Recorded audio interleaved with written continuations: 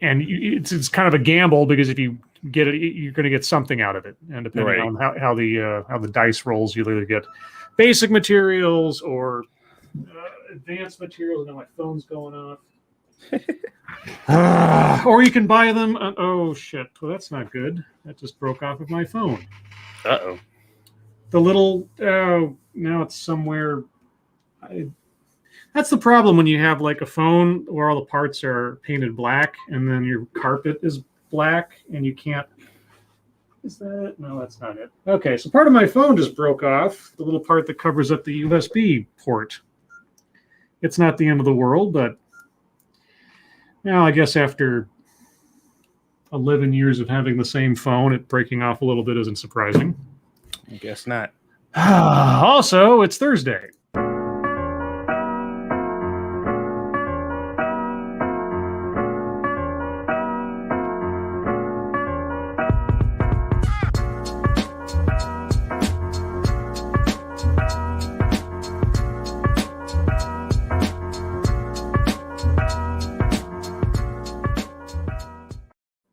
Hello, everyone, and welcome to the Lords of the Night. With me, as always, is the Lord of Pennies, Satsu 2 cents. What up, dope? And I'm your host, Scribe, the Lord of broken cell phones. Well, it's not broken. It's just that I'm assuming that I can't fix this thing, nor would anybody fix it. But fortunately, because I'm a dummy, or I'm a smart guy, I bought an exact copy of this same phone. So if it does actually break, I'll switch out the SIM card, and I've still got it working. Because always buy two of something you really like. Yeah, you're like those people I used to help out over in the cell phone now back when I worked at Target. Well, let's see. So ever since the pandemic started, actually before the pandemic, I ordered an extra set of glasses because my prescription hasn't changed much at all in a couple of years. So I have an extra pair of glasses in case these get broken. And then when the pandemic started, I was like, if my modem suddenly dies, I'm screwed for days, potentially, if I don't get another modem or I have to order one. So I ordered another modem, paid out the ass for it at the time, and I have it just sitting in a box ready to go in case my modem like craps out. And then with the cell phone, it's like, okay, well, it's a dumb phone, a model of which they don't make anymore. And I can't find a dumb phone of equitable ability for sale in modern times. So I looked on eBay or some electronics board or whatever and found a unused model of the same thing. And so I bought that for like $30, and I have that sitting aside that's brand new, that if this one goes kablooey, back. See, I prepare. Long story short. After a long story. Shut up. So there you go. Anyway, how are you, Satsu? Pretty good. I had a fairly decent day. Woke up this morning and found out that another class seems to have been listed onto my my already existing class, and I was like, oh, okay. You get that one for free? What? What? I mean, these are all, I'm assuming, on the curriculum, but we weren't given a date in which any of these classes start. We just know we have to take them all. Oh, okay. And some lady just popped up in my email and was like, hello, I'm your new teacher. Our class starts today. And I'm like, what? So I'll be taking two classes now. Fortunately, this other class doesn't have a lot of work that I have to do. Mm-hmm. It's just kind of going over making yourself marketable in the food industry, resume building, if you need it, how to hire people and under what parameters and what to look for. And they're basically covering all the bases on whether or not you're going to be an employer or an employee, whatever you need to know in the food industry. So there's some kind of little things that they want you to do that you have to turn in that you will be graded on. Otherwise, it's just kind of a, there's not much to it. So I'm like, okay, well, I guess this is a thing now. So that'll be fun. And it's nice because I am actually interested in this stuff. So it's not like they're giving me some bullshit that isn't relevant to what I'm trying to learn anyway. So works for me. It just kind of came out of nowhere. Now, let's see. For myself, it was a relatively quiet work day, got everything done, and then logged out or clocked out early with some vacation time, which doesn't really, mean a whole heck of a lot, except that I'll just take a break from being logged into work all day and checking on things. And because over the last year, whatever, I haven't really gone on a vacation, so I have all these vacation hours to burn, and I just take 2 or 3 here and there, which just means I log out early. Working from home is bizarre.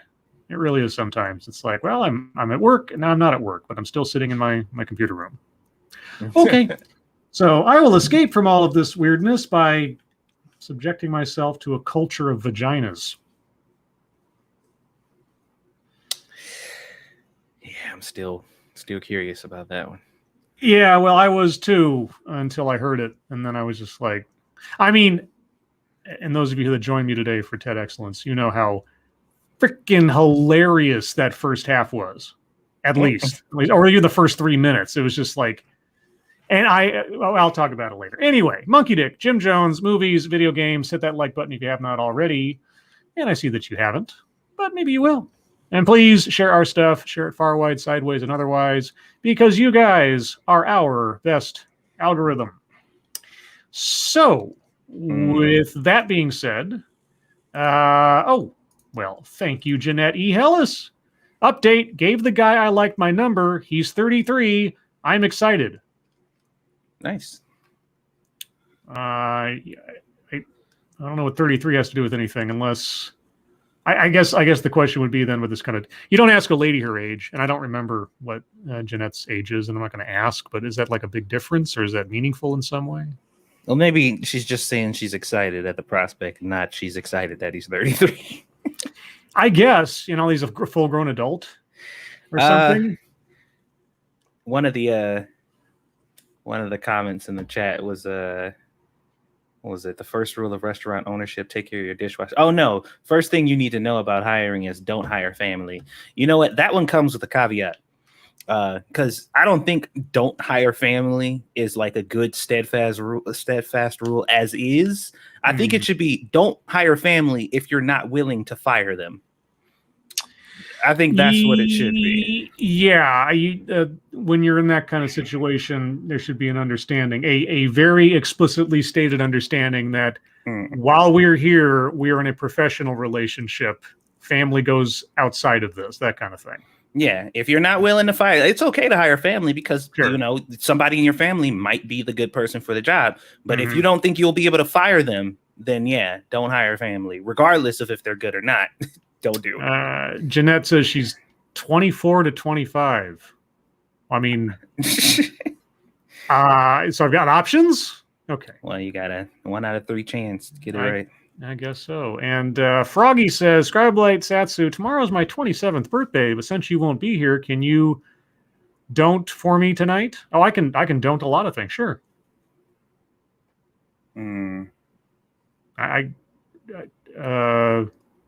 Don't. There you go. Well, that's all you wanted, Froggy. There you go. All right. Moving on from the... No, I'm kidding. So, Froggy, apparently it's your birthday tomorrow, and there is a chance that I won't be here.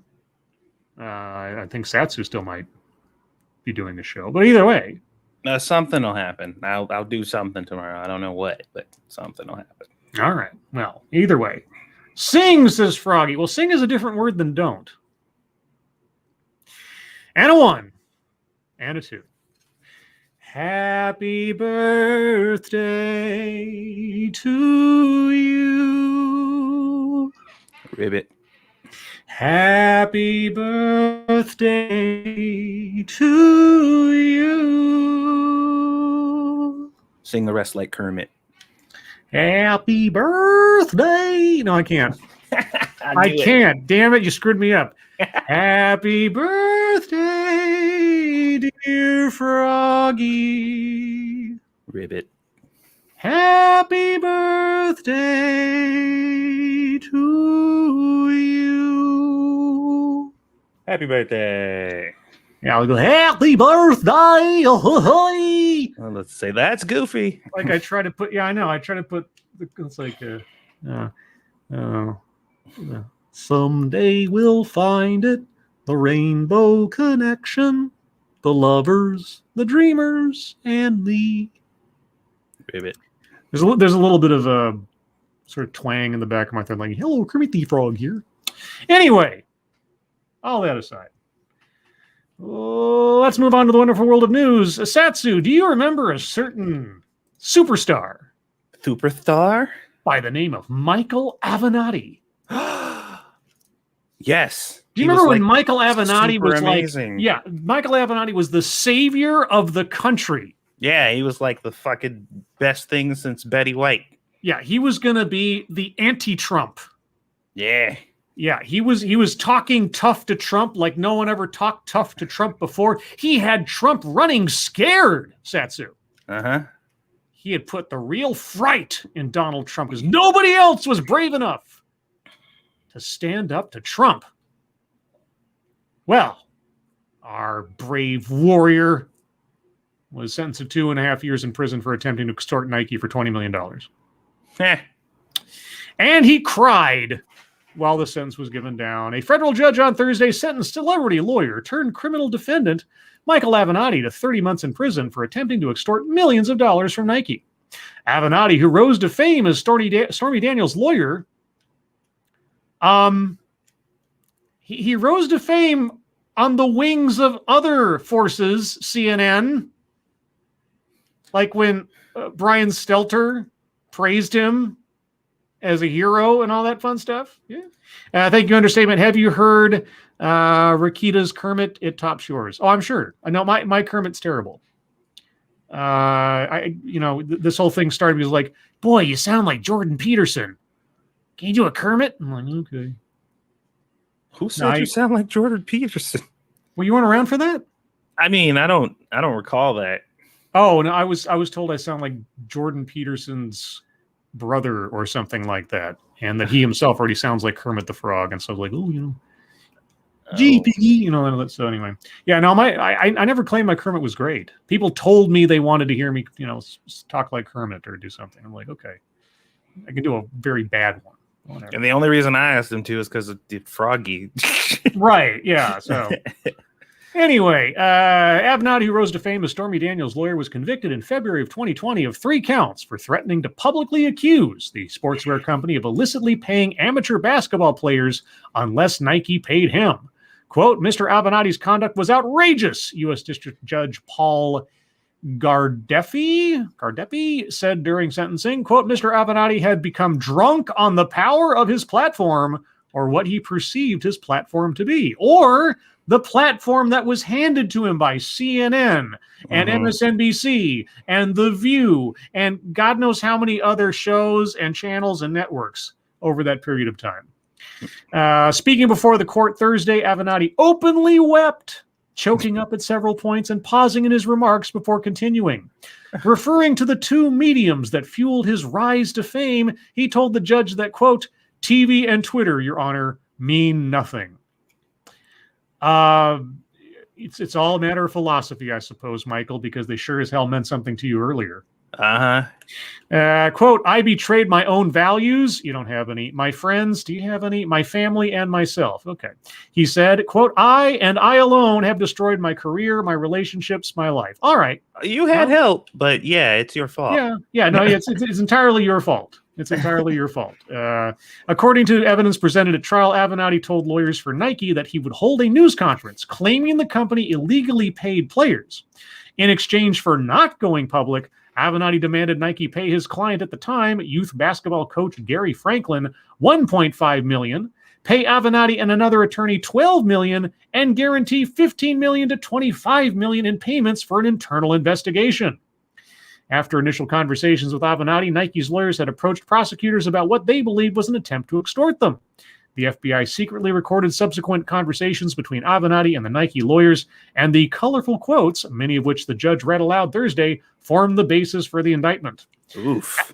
Avenatti, 50, still faces trials on 2 additional criminal indictments, One in New York over allegations he defrauded Daniels, his former client, out of $300,000 from her book advance, and another in California for allegedly defrauding other clients of his law firm. Hero of the country, everyone. Yes. The man that Trump is scared of, the man that will finally defeat Donald Trump. Oh, he might run for president, guys. Boy, oh boy. Man, they were hanging off his nuts for like quite some time. And you could almost see CNN just like, whoop, sorry about that, buddy. Yeah, there's a great little montage. I think it's the Washington Free Beacon put it together. I mean, there's several out there, but you can just look up like Avenatti montage or something, and you just see the waves of praise and idolization and everything that were coming from all over the place. Anybody who didn't like Trump was like, oh my God, I'm Michael Avenatti. Oh, it was something else. Whoops, that was that one. Matt Barnes, thank you so much. You'd think he'd be excited. I thought all his sexual fantasies involved handcuffs. Ooh. Oof. Ooh. Yeah, well, his sexual fantasies are going to be put on hold while he's in prison. Well, or somebody else. He'll be able to fulfill somebody else. Yeah, he'll be somebody else's sexual fantasy. Let's see. The sentence Avenatti received Thursday was significantly lower than that recommended by the sentencing guidelines, which call for 108 to 135 months in prison, though higher than the 6 months his counsel had requested. Avenatti's lawyer, Dana Perry, told the court that, quote, he really did want to be the David fighting the Goliath, she added. He certainly lost his way, unquote. No, losing your way is like making a mistake. He created a grand plan that was very detailed in what he was going to do to try to defraud people of money. He didn't lose his way. He just doesn't have a compass. Quote, this case was not about hard-nosed negotiations, he said. It was about deceit. It was about threats. It was about taking from others. And it was about abuse of trust, said the prosecutor. In determining Avenatti's sentence, the judge said that one of the factors he had taken into consideration were the, quote, horrific, unquote, conditions Avenatti had endured at the Metropolitan Correctional Center, the federal facility in Lower Manhattan where Avenatti was held at the start of his detention. Avenatti was held in solitary confinement for 100 days, according to his lawyer, and then twice in lockdown, once because someone had smuggled a gun into the facility and once due to the coronavirus. The judge said of the conditions of Avenatti's confinement that it was, quote, hard to believe they could occur in the United States of America, unquote. Really? If he was treated poorly there, then sure. But yeah, that's because some people still kind of cringe at the notion. But I mean, the convicts and people in jail, they're still people. Like, and you have to treat them like that. Yeah, solitary. And for everything else that I've talked about criminal justice for, there's certain initiatives or policies in some prisons that are decidedly archaic, to be polite about it. And extended solitary confinement is one of them. Mm. Now, of course, every case is different. If you have somebody that is immediately going to start stabby people the second he's out in general population, there's other things that you have to do. But yeah, so... would not wish extended periods of absolute total isolation from everyone and everything on anybody necessarily, not even Michael Avenatti, but all the same. So that's Michael Avenatti, convicted, former lawyer, former hero of the nation, anti-Trump warrior, potential presidential candidate, and darling of CNN. But they won't mention that, of course. Yeah. Of course. That's never worth mentioning.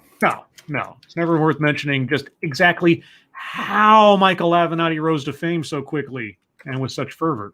You would think a story, and think about it, if it's only about clicks, you would think that a news outlet coming out and openly saying, like, look, this person, we kind of openly endorsed, we had a good look about him or whatever, like, we were wrong, and here are all the ways we were wrong. You know what I mean? Like, people would be like, they would click that. Yeah.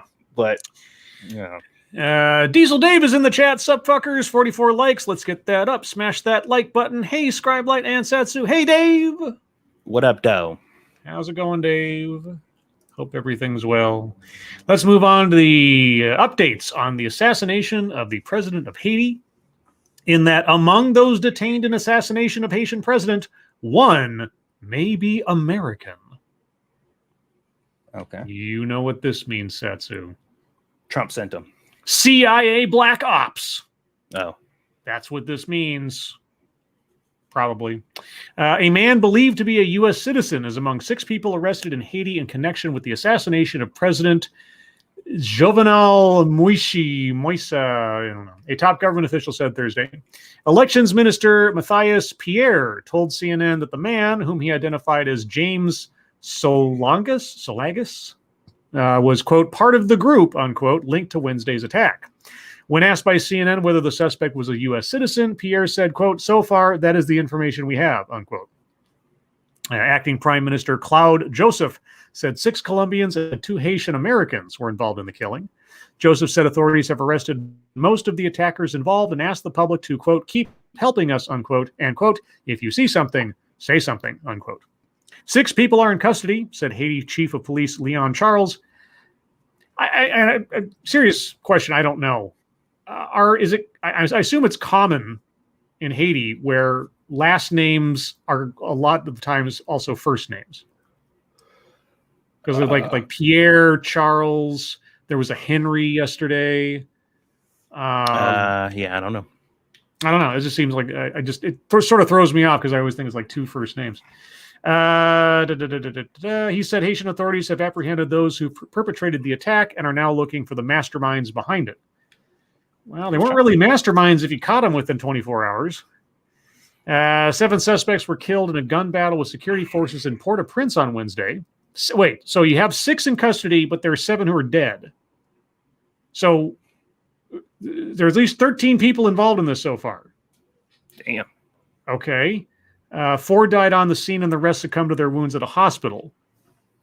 This is really extensive. Haiti's ambassador to the United States, Bachet Edmond, described suspects as foreign mercenaries and said he believed they had received assistance from Haitian nationals, but officials have divulged few public details on the attack.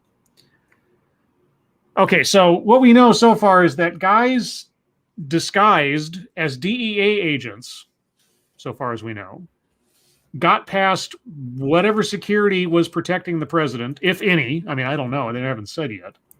Went in there, shot up him and his wife, and then made their escape. And then at least 13 people now have been involved in this thing, at least. 7 dead? Yeah, 7 suspects were killed, 6 are in custody, and at least one of those people, I'm presuming one who was alive, may be a U.S. citizen. This is very complicated. Thank you, Pecoraro Driving 8-Man. See something, say something is an ableist statement. That's true. That's true. That is that is marginalizing your wife, I think. Yeah, you should call up the Haitian authorities and file a complaint. That's marginalizing both deaf and mute people. That's true. That's true. Yeah, that's true too. Let's see. The Haitian National Police have requested investigative assistance, and the U.S. is responding to that request. State Department spokesman Ned Price told reporters. Is that is Ned Price? Is that the same guy that was like torn down by the reporter the other day? I'm not good with names. Ned Price. Was it Ned Price? Okay. Price said the situation is, quote, evolving rapidly. Oh, so it's going from I don't know, Charizard to what's the next one? Wait, what? It's evolving rapidly. I was trying to make a Pokemon joke, but I don't know Pokemon. Oh, Charizard's the last form. So Charizard to Mega Charizard, that'll work. What's the original Charizard? Charmander. That's right. Okay. Charmander. Moise's death takes place against a background of extreme violence, you don't say. In the capital, Port-au-Prince, which has claimed the lives of many citizens in recent weeks, Haiti was already dealing with political turmoil, you don't say, a growing humanitarian crisis, no kidding, and a worsening COVID-19 epidemic. The assassination also leaves a huge power vacuum in Haiti, you don't say. Its parliament is effectively defunct, and 2 men are simultaneously claiming to be the country's rightful prime minister. Yeah. Haiti, yeah, I don't want to be there. Hey, anyway, let's move on to, how about some more political news, Satsu? You like politics, right? Oh, man, it's my favorite thing in the world. I thought cooking was your favorite thing in the world. No. No. Are there politics in cooking? Probably. I mean, there's a lot of political shit going on with Thai restaurants right now. How do you mean? A majority of the Thai restaurants that are popping up over in America are directly opening thanks to being paid for by the Thai government. Oh, yeah, so it's like one big marketing ploy or something. They're trying to get more tourism over into their country, and interesting. That's one way to do it, I guess. Yeah, a lot of the ones that you can open up over in the U.S. Can be paid for directly by the Thai government. Huh. Interesting. All right. Well, in other political-ish news, no, we're not going to watch that video. Biden White House under pressure to ramp up response to escalating ransomware attacks. You know what would help with that? If the companies stopped paying off the ransoms. But let's see if they mention that. Amid a spate of recent high-profile, costly ransomware attacks. Yeah, you know why they were costly? Yeah, I won't say it again. The White House is under increased pressure to respond, leading to a high-level interagency meeting on Wednesday morning.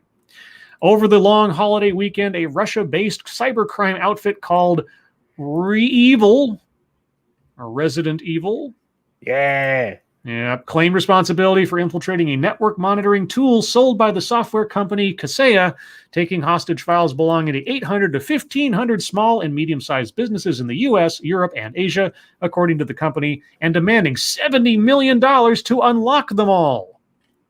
Which you obviously did not pay, correct? While the ransomware existed as a means for extortion for many years, cybercriminals have taken advantage of lowered cybersecurity protections while employees work from home during the coronavirus pandemic, as well as increasingly available commercial technologies sold by professional criminal gangs that sell ransomware tools as a service and split the profits. Reevil is one of the top such criminals, responsible for 42% of known ransomware victims, according to the cybersecurity firm Recorded Future. What do you want to bet that Reevil's like a guy? I think it's like a guy, like one guy's doing it, or at most like three guys in a basement somewhere.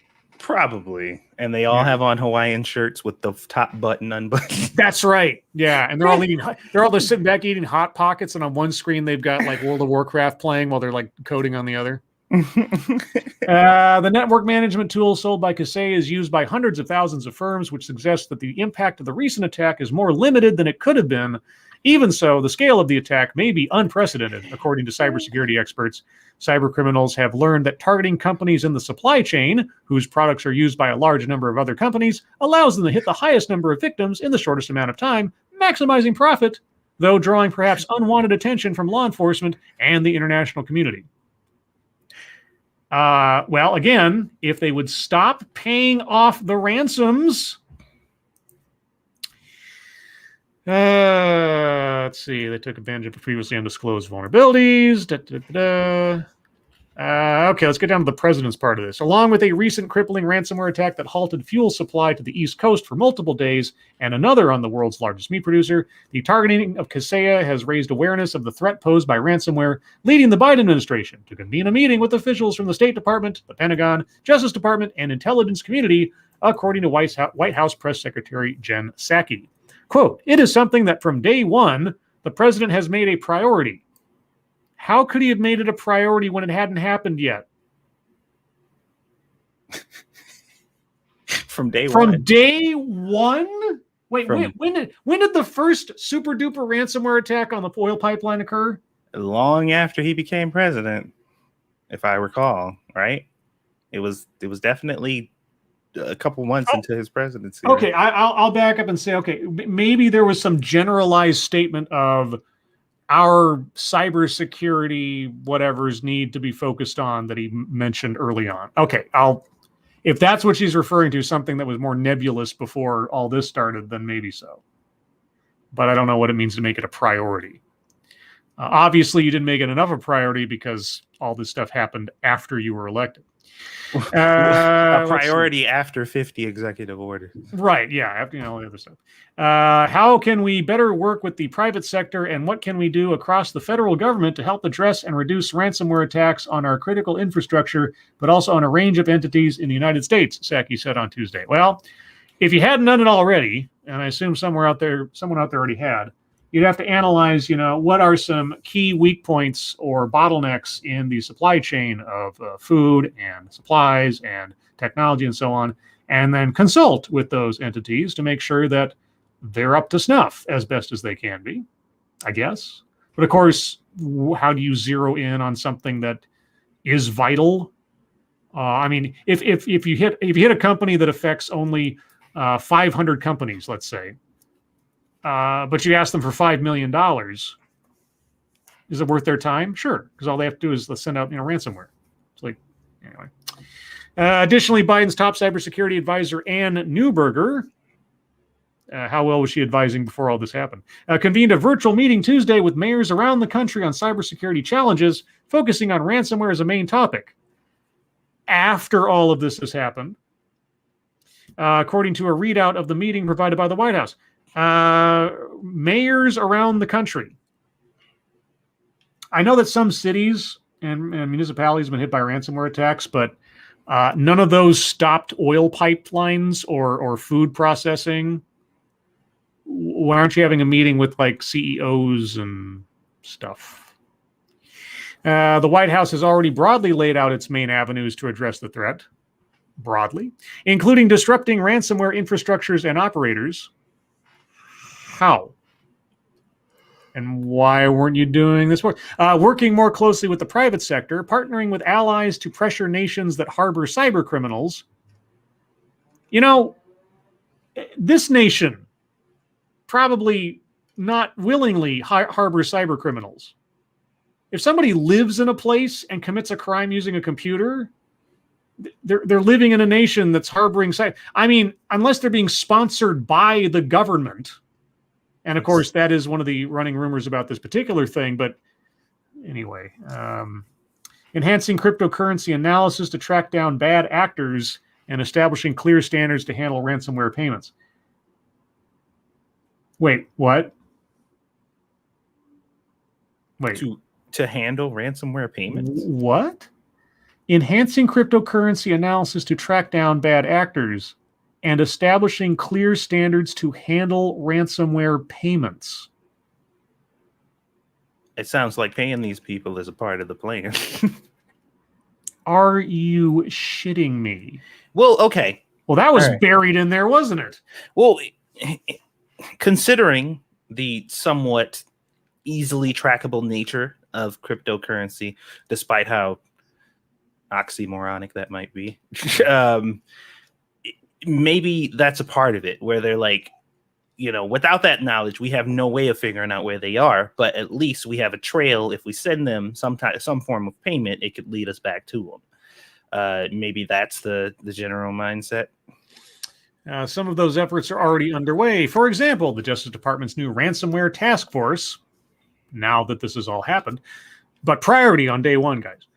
Force recently seized a large portion of the $4.4 million ransomed from Colonial Pipeline Company in May, ultimately leading the hacking group to close up shop. That doesn't sound like they were arrested. They got them to close up shop. They closed up shop, which means they turned off their computer, erased the hard drive, turned on a different computer, and started over again. Good job, guys. However, not all payments are easily tracked, particularly if criminals use more anonymous payment systems like Monero. Well, thanks for giving everybody that tip. Unless that's sort of like reverse psychology where it's like, oh, now we can track it. So you guys, this is totally safe, guys. I don't know. In recent days, there's been increasing calls for the White House to address the threat quickly to help businesses defend against the onslaught of ransomware attacks. I have serious doubts that the U.S. government systems are so secure that they're not vulnerable to attack, or that they haven't already been. And that just hasn't been made public because that would look pretty bad. While the FBI recommends that businesses not pay ransom to criminals, as it only encourages future crime, there are no clear requirements for affected companies to report a breach to the federal government or discuss a payment with the FBI. Yeah. How many companies have been the victim of this, paid them off, and moved on with business, not said anything because they don't want their stock price to drop? They don't want a scandal of security issues, on and on and on. We'll never know. Lawmakers are currently considering the possibility of increasing cybersecurity reporting requirements for the private sector with the White House. Here's a question, and then we'll move on to MSS News. I don't have an answer to it, but if a company pays off a cyber, criminal organization or something, and does not report it to authorities, and it is later discovered that this occurred, and they covered up the event, does that, by extension, make them co-conspirators? I don't think it would. I don't know. I mean, they were assisting in the furtherance of future crimes, and also not and obstruction of justice in the sense that they were covering up another crime and funding another organization internationally, conceivably. Yeah, I don't know. I feel like, because if they're making the claim that other companies have done it and there are no clear guidelines to it, that would have to mean that they're already doing it, and we ain't hear nothing about them getting in trouble for it. So, yeah, I'm just thinking that there's got to have been a non-technological precedent for something like this in the past, where someone or something was held ransom, or some criminal enterprise, extorted money out of somebody, and they paid it off, covered it up, and then were later on found out about it. There's got to be something. That just seems kind of, in this instance, it seems more important than ever that you should A, not pay the ransom, and B, report it to the authorities. But I mean, I'd like to know too, but that might be hard to even search for. It's such a very unique and specific kind of scenario. Yeah. Anyway, let's move on to the wonderful world of MSS News. Guys, if you have news stories you'd like us to read on the air, please send them to us via Twitter using the hashtag MSS News. Can't promise to get to them all, but that's because I'm long-winded. Back. Okay. I should also mention, thank you to Travis Gardner for suggesting tonight's show theme of King of the Hill. I didn't use the exact photo that he sent on Twitter, but I think I did okay. Let's see. Who shall we do first? How about Check Your Logic? Let me get this one. It's a food-related story, so gosh, I should probably wait till Satsu gets back. What bigoted acts like throwing tortillas at a basketball game reveal? All right. Well, first off, those of you that know me know what my first reaction to this is going to be. There's a difference between being a bigot and being a racist or a xenophobe, depending on how this goes. A bigot simply means you hate someone for their opinions. Being a racist means you hate someone because of their race or their ethnicity or whatever. So a bigoted act, it just becomes so interchangeable, but they are two different words and two different concepts. They really are. Anyway, the fallout continues in San Diego, California, after a racist incident, why did you say bigoted, at a regional high school basketball championship game on June 19th. And sadly, many Latinos, I'm sorry, what? Latinos? Don't you mean Latinx? Latinxes living in the U.S. are probably not surprised either by the controversy or the clash itself. Yes, because, as we know, all Latinos in the United States know that everybody else who isn't Latino is racist against Latinos. Well, yeah, because all other minority groups are monoliths, and unless it's inconvenient to call them so. Otherwise, they all think and act alike. On Wednesday, officials said the California Interscholastic Federation, or CIF, would vacate the winning title of largely white Coronado High School after tortillas were thrown at members of the opposing team. That team from Orange Glen High School is predominantly Latino. Several days after the incident, the Coronado Unified School Board voted unanimously in a closed session to fire the Coronado High School's basketball coach, and CIF placed further sanctions on members of the team, putting members on probation until the end of the 2024 school year. The school district superintendent issued a public apology calling what happened, quote, reprehensible. Well, because as we know, everybody is racist against Latinos, and it's perfectly acceptable to be so in our society, which is why all of these punishments got handed down when this happened. yeah, that's always the part that kills me. They're like, this thing is widely accepted and everybody knows it's a universal thing. By the way, these people were deeply punished and shunned by their entire community. It's like, oh, okay, that doesn't sound like it was acceptable. Why are you writing about it as if it's a bad thing if it is universally accepted in the U.S.? This incident, which was captured on video, is both shameful and shocking. Sure. Worse, many Latinos are familiar with such harassment, whether more overt or in the form of microaggression. Womp, womp, womp. See, and here we have a situation of genuine racism. Yes. Yeah. There's no microaggression here. This wasn't some kind of like gray area something. This was an act arranged for and committed specifically on the basis of the ethnicity of the opposing team or the majority thereof. Yeah. So yeah, this is one of those blatant things where like there's no argument as to what they were doing or their motivations. Okay. Now you can argue like, oh well, it was just a joke and yeah, but regardless, this day and age and everything else, it was a stupid idea. And if the coach was involved in planning it or arranging it or something, wow. Anyway, but this isn't a microaggression. And you bring up microaggressions in relation to something that was this blatantly obvious. You obviously don't know what microaggressions really are. Or maybe you do and don't care. And some Americans are still comfortable disrespecting Latinos. Oh, yeah? Are any of the Americans who like punish these guys? Are any of the Americans who were shocked and or angered by this? How many are some? And I wonder how many of those Latinos who are outraged about this have no problem shit talking white people out publicly. While this behavior must change, okay, I hate to tell you this, but if somebody is racist, they're going to be racist. That's not to say they can't change. But the other thing, too, is that there will always be racists in this country, especially since you made it an effort on your own part to point out that the offending team is mostly white. What does that have to do with anything? I mean, if the team had been mostly black and done the same thing, would it have been less racist? It wouldn't have been racist at all, because black people can't be racist. That will only happen after more people truly reflect on, and for some adjust their thinking about, what it means to be an American. I don't know. What does it mean to be an American? This isn't an isolated occurrence either. Really? Are you telling me that people are racist all the time? That there are racist people in this country? Yeah, and it's celebrated, isn't it? Oh, yeah. Everybody in America universally loves it, especially the white people. It is at least the third time in 2 years that San Diego area high school players have been subjected to bigoted behavior. Wait, how long? Hold on. Again. A professional. Who are you again? Rhea, you are the attorney and a member of the USA Today. Okay. Raul, bigotry and racism, two different things. Two different things.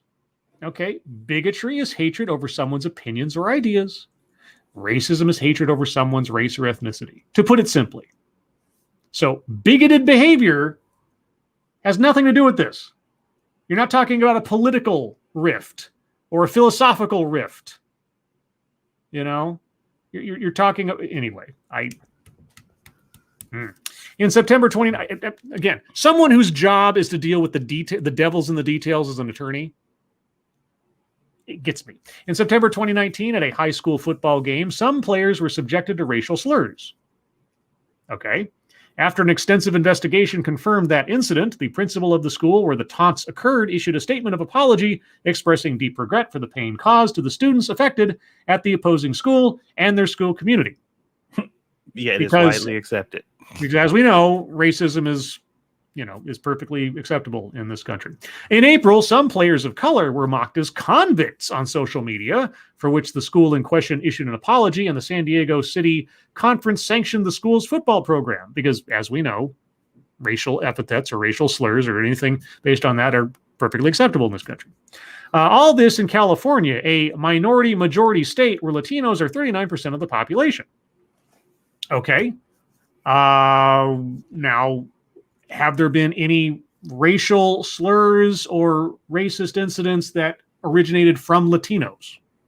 Oh, I'm sure. I'm sure it happens every single day. I'm sure every time with this racial minority majority neighborhood, I'm sure there's never been a single white person come across a group of Latino people and they didn't say anything about this this white boy or white girl walking past. I'm sure that never happens. Yeah, and even if it did, even though, as we know, it doesn't. Even if it did, would that event reflect a common thought process on behalf of all Latinos?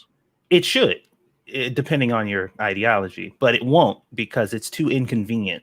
Yeah, so, it shouldn't. By any rational estimation, it shouldn't. But yeah, anyway, the tortilla tossing incident has generated national headlines and caused a storm of controversy. Why?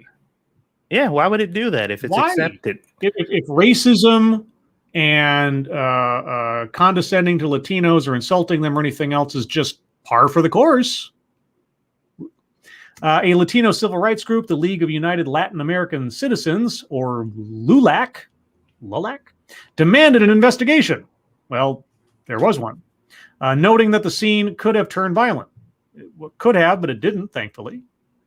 Damn it, it didn't. But yeah, still investigated. If only it had, our fundraising would go through the roof. The father of one of the Orange Glen basketball players called the tortilla throwing, quote, racist and humiliating. Yes.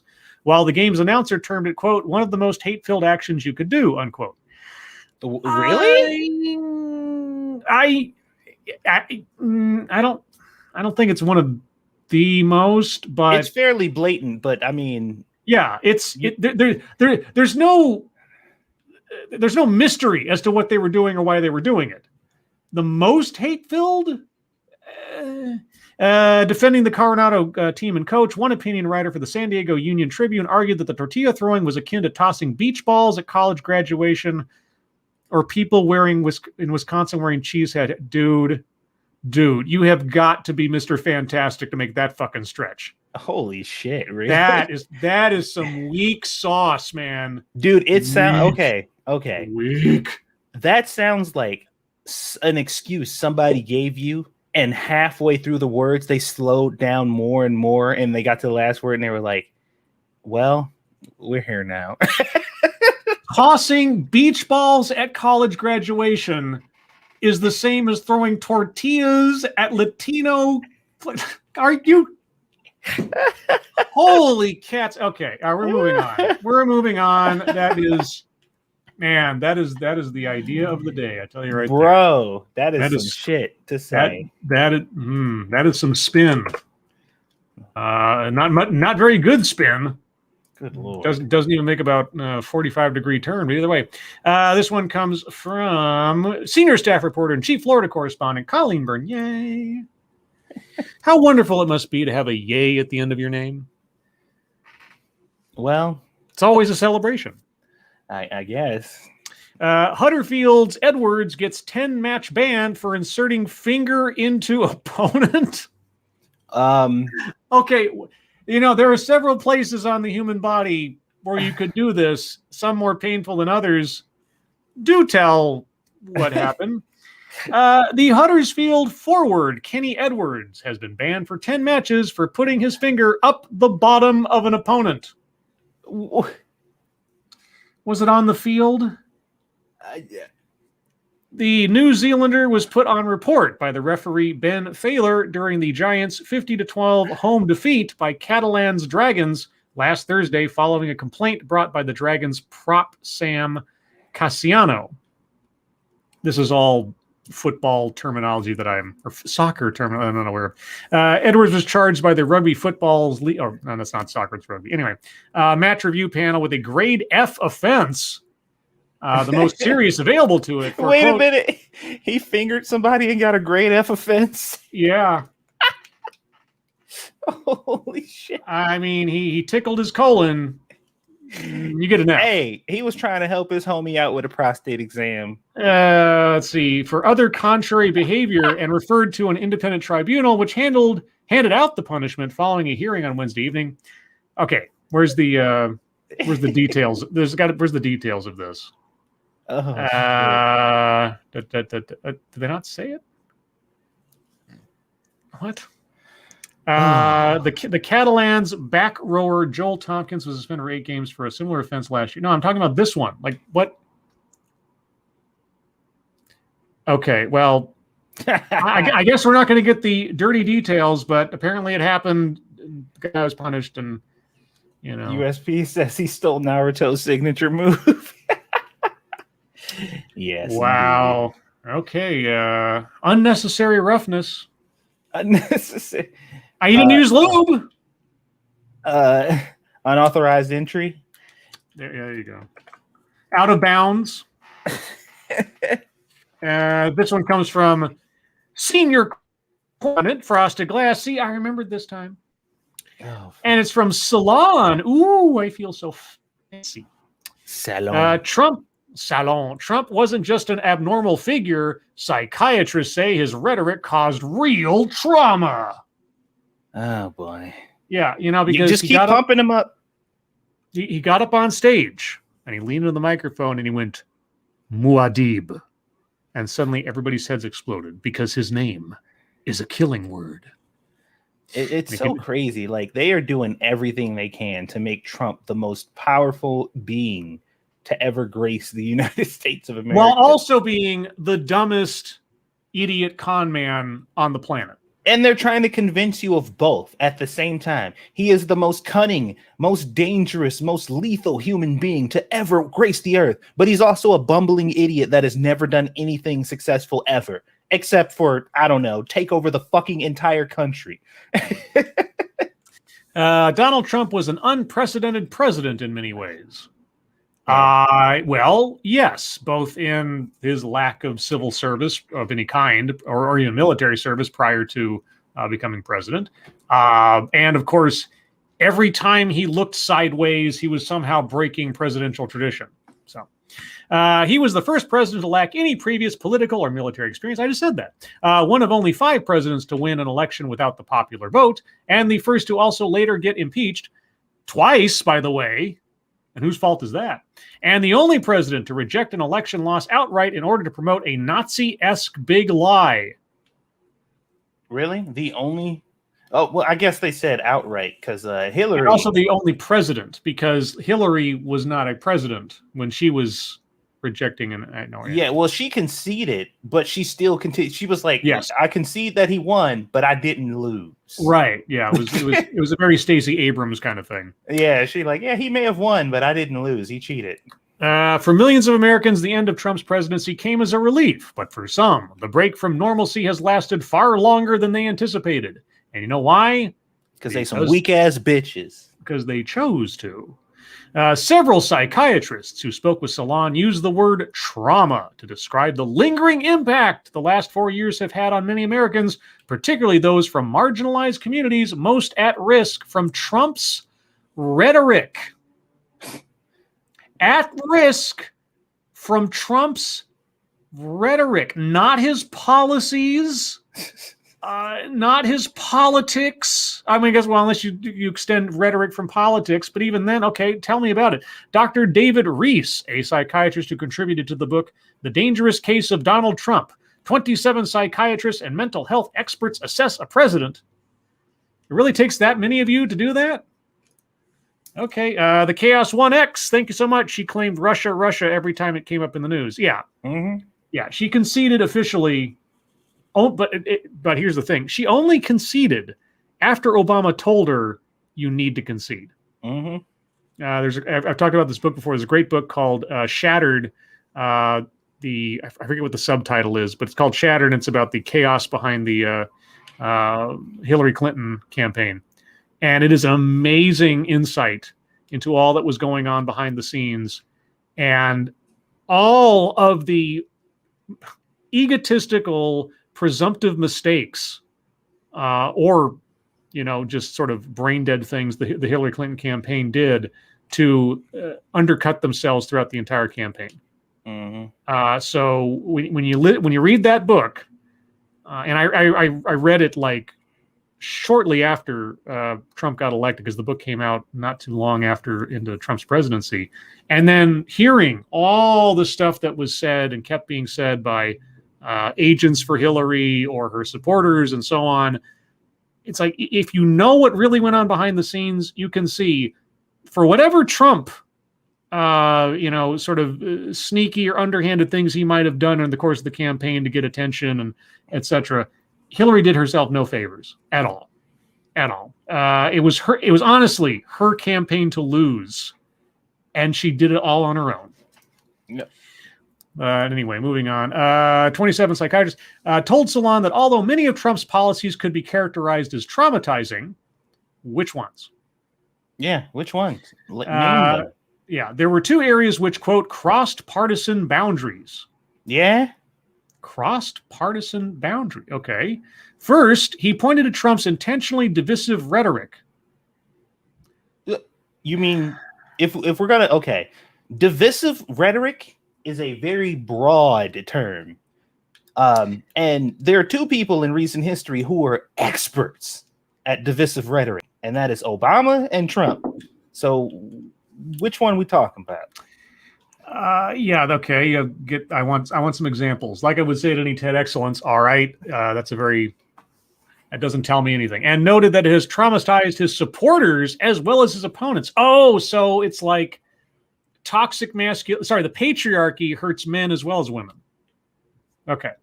Real quick. Thank you again, Chaos One. I stand by saying the rage with Trump and the 6th wasn't anything about what happened. It was that people didn't know their place. That's the outrage. I mean, the over hyper sensationalism over Trump and January 6th is an effort to maintain this danger narrative. The right is an enemy to our safety and our democracy, and et cetera, et cetera, et cetera.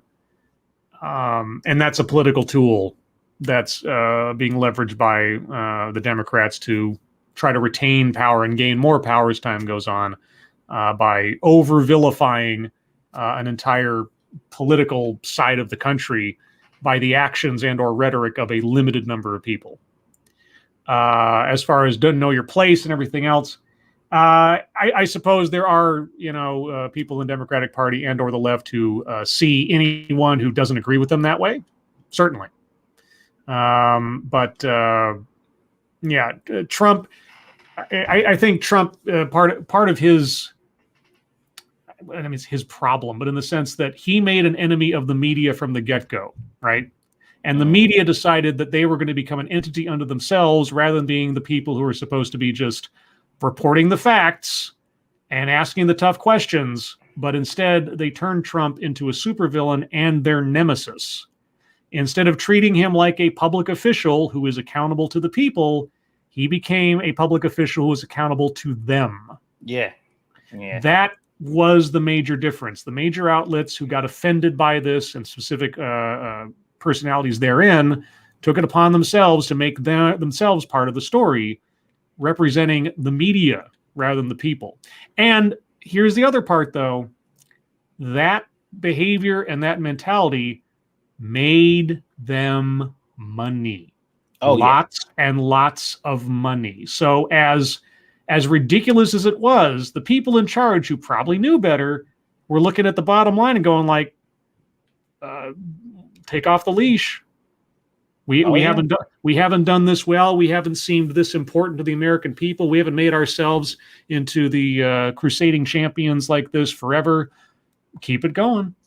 And that's what's been driving most of this is money and an easy target. But admittedly, when I say easy target, it's like Trump did himself no favors in a lot of instances.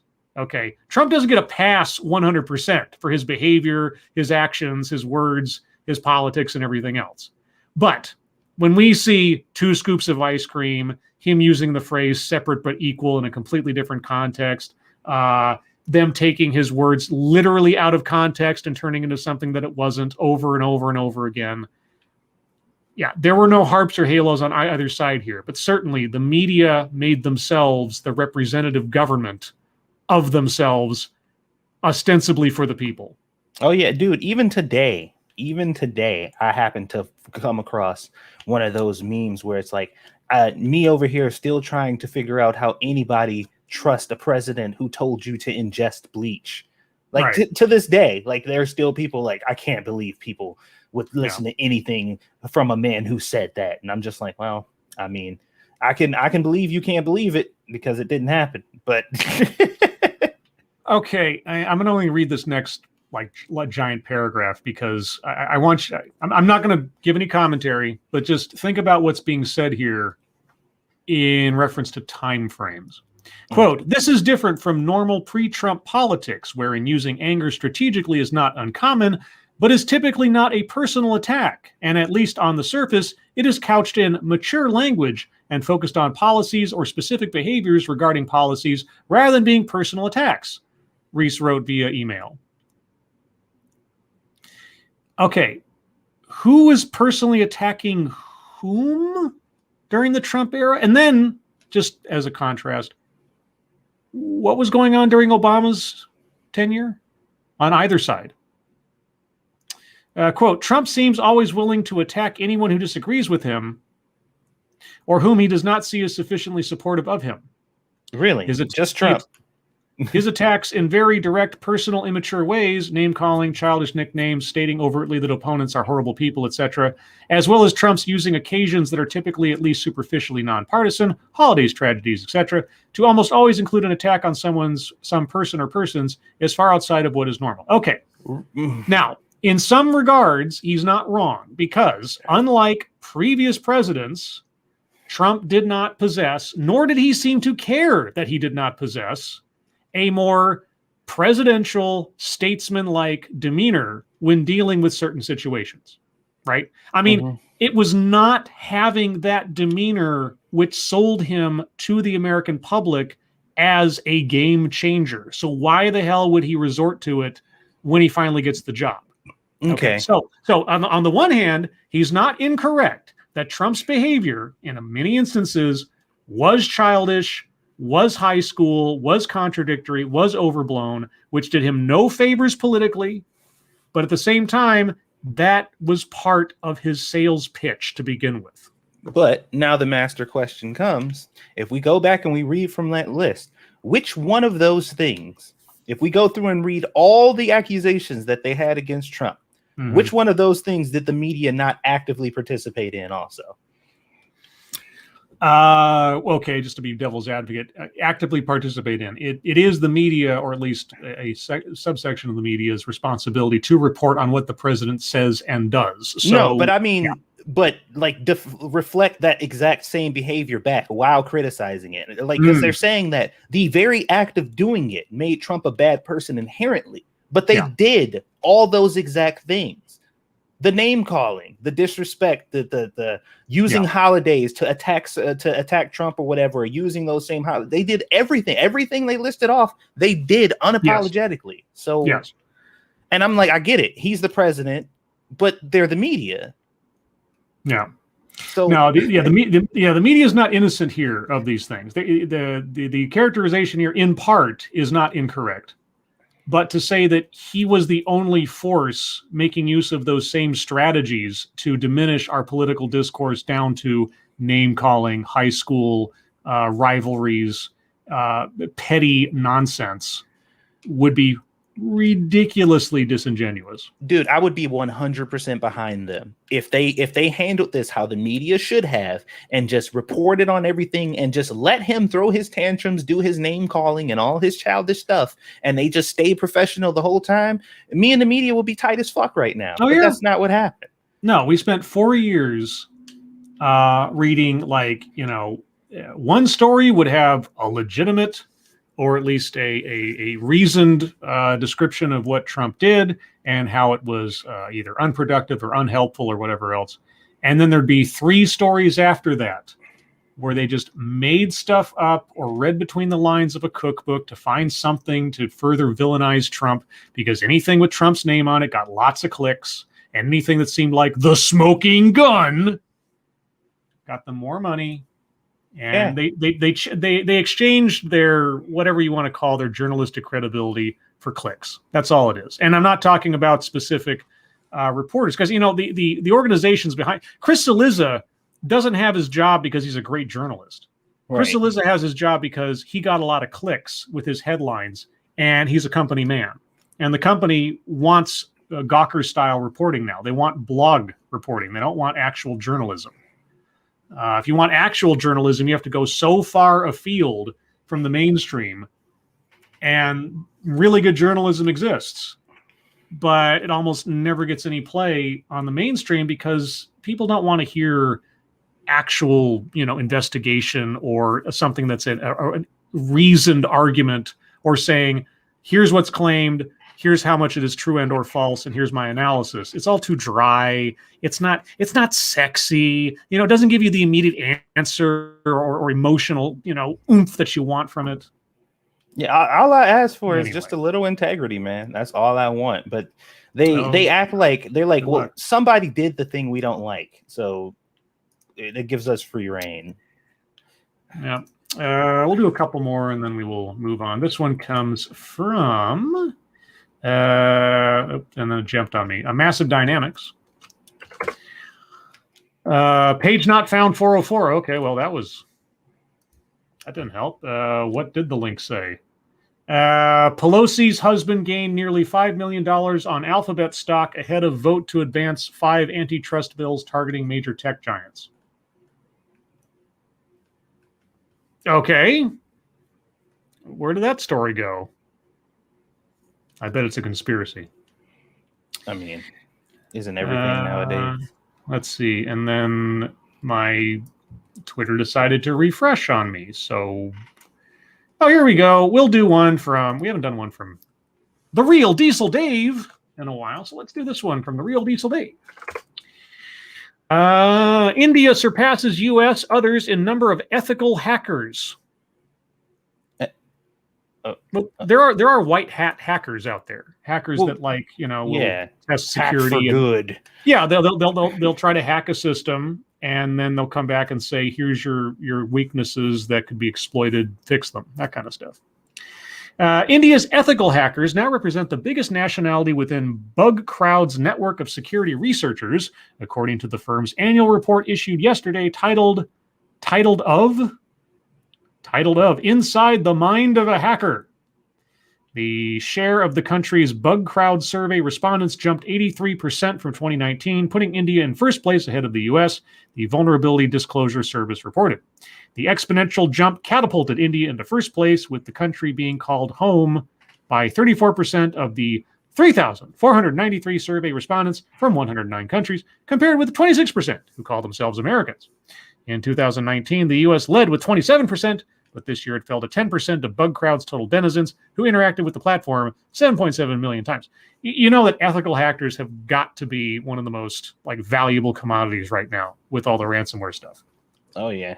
People that actually know their stuff could be the supervillains, but decide, no, I'm going to actually go and stay on the right side of the law and make a ton of money consulting. You could still make a ton of money legally doing that. Exactly. And have all the cred and everything else. So for any ethical hackers out there, good on you. You could also get a target on your back, but that's a whole other thing. Hopefully ethical hackers know how to keep their tracks covered. But anyway, guys, we're going to move on from MSS News. Thank you so much for all the articles. Appreciate it. Sorry to get to them all, but, time moves on. Satsu, what have you been up to on the YouTubes? Same stuff. Although I've actually been thinking about because there's a new game coming out tomorrow, and I don't even know if I should waste my time with trying to do a series on it. But there's one style of a series that I've never tried to do before, and that's like direct live commentary. Direct live, like what I do with TEDx. Yeah, where it's like I'm playing the game and commentating actively, not, I've yet to try to do a series like that because there's just so many ways it can go wrong, But this is a game that I'm pretty sure nobody really is going to care about. So it'll be a good. Is it Candy Crush? No, it's a new Monster Hunter game.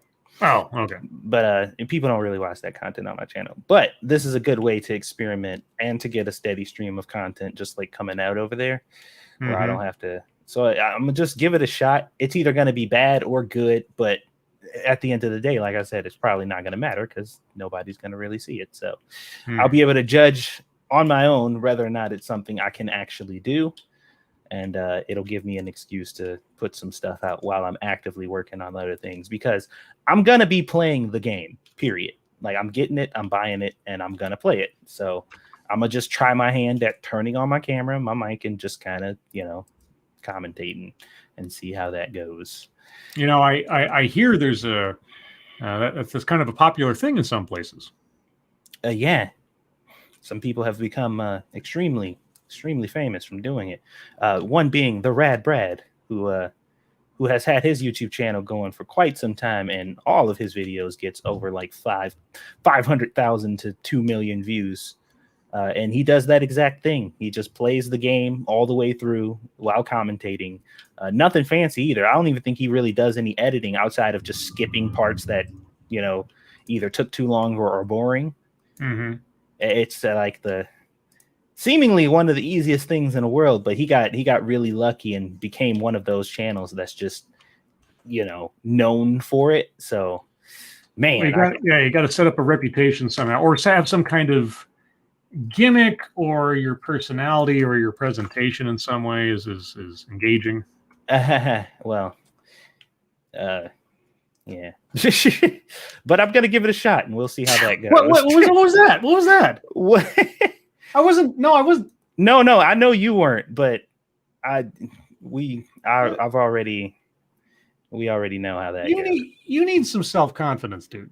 I don't possess that. Well, everybody. Well, it's look. It's much easier to acknowledge the reality of the situation, and it is what it is. I can't do nothing about it. Boy, oh boy, you have lost the war before firing the first shot, man. Look, I can't do nothing about it. It is what it is. Every time you say that, I'm like, no, I get it. Yeah, it's like. Well, you can't pretend to be charismatic. Like you just have to be. And. God, it's so sad. Do you think I'm charismatic? I don't know. Well, no, you're the judge. I mean, you're an outside party. I'd be the worst witness. Do you think I'm charismatic? You're definitely more entertaining to listen to than me. Why do you say that? Because the numbers and everything shows it. What? People show up to the stuff that you do. Like it in the work that you do. People are there and they show up consistently. You have a group of people that watches your content. There's proof that you are capable of doing such a thing. It's just not my strong point. I can't do nothing about it. It just is what it is. I'm trying. I'm still putting out content. I didn't give up, but I understand the reality of the situation is what I'm saying. This is bumming me out. Oh, man. Understatement. Thanks so much. Saddest part about the media last year wasn't that they did it. That was expected. It's that people here are so brainless or partisan that it worked. Well, that's the other thing too. It's the, I'm not innocent of this either. Obviously, it's the sort of reacting to the headline and not reading the facts, or at least, or evaluating the content of what's being said. Yeah, I've gotten triggered by a couple of headlines and just said some shit without reading it a couple times. So. Oh yeah, I've been guilty of that in the past, or even in the present, and I've been called out on it a couple of times, rightly so. And it, like we talked about before, it's not easy to take the L, as it were, but when you got to do it, you got to do it.